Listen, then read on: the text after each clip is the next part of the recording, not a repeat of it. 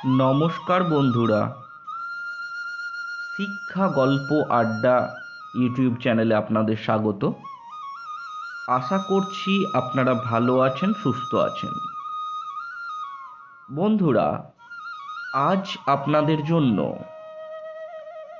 Doctor Nityananda মণ্ডল রচিত অনভিপ্রেত। Doctor Nityananda মণ্ডল বর্তমানে হাওড়া জেলার আজাদ হিন্দ ফৌজ স্মৃতি মহাবিদ্যালয়ে বাংলা বিভাগের সহযোগী অধ্যাপক এবং বিভাগীয় প্রধান। তিনি লিখেছেন অনেক কবিতা, অনেক ছোট গল্প, অনেক প্রবন্ধ।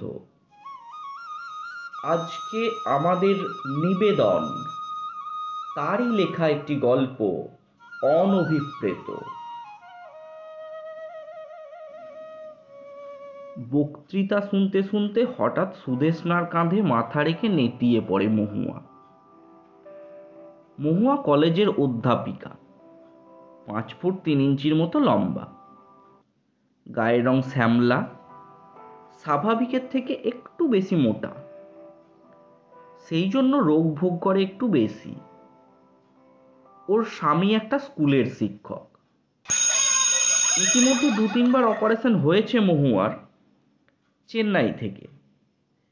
এখনো সে সম্পূর্ণ সুস্থ নয়, তবে চাকরি বাঁচাতে কলেজে আসতেই হয়।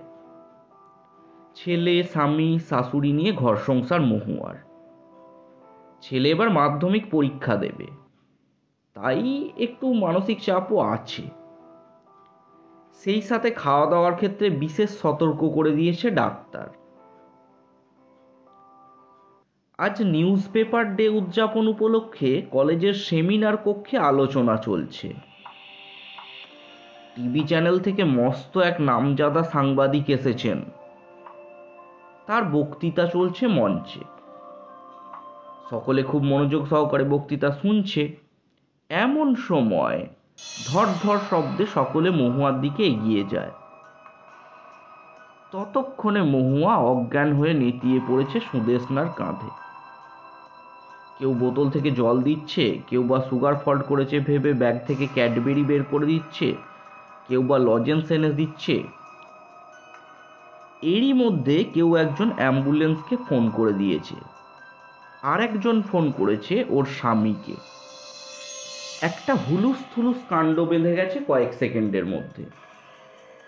যেখানে সুশৃঙ্খলভাবে সকলে মিলে বক্তৃতা শুনছিল, সেখানে এখন একটা চাপা উত্তেজনা আর নিস্তব্ধতা।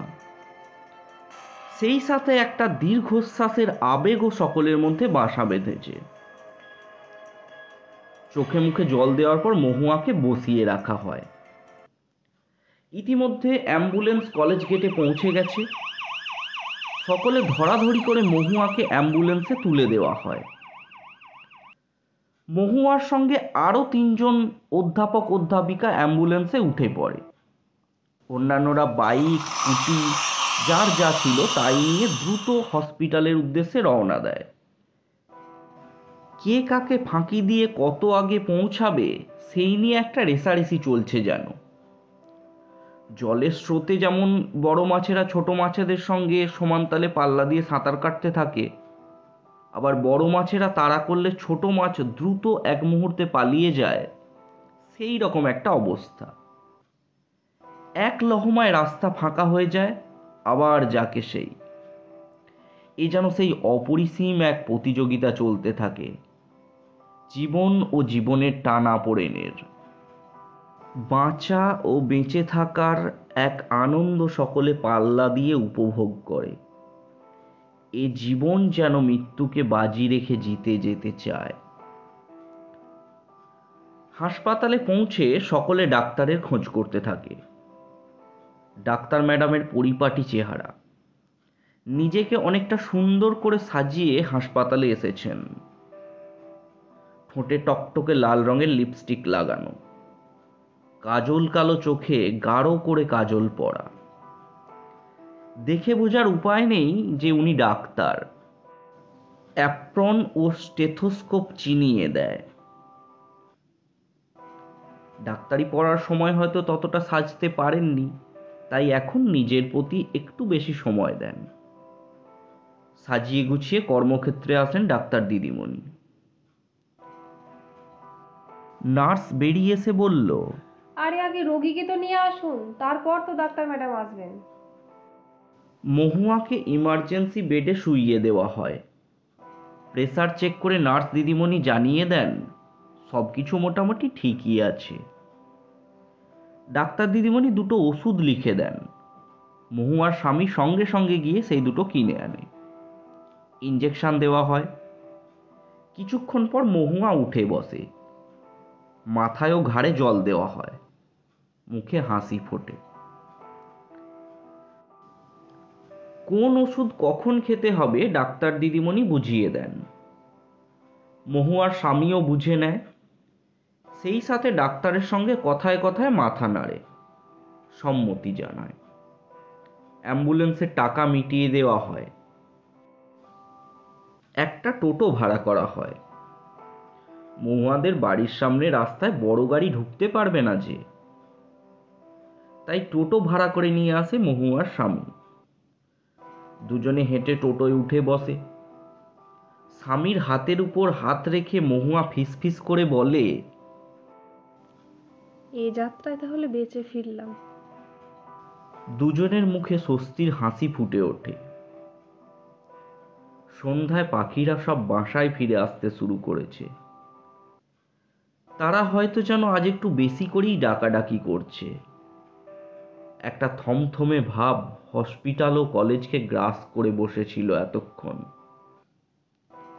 এখন সেই ভাব অনেকটা কেটে গেছে। হসপিটালের গেটে গাড়ির আওয়াজ ফিরে আসে।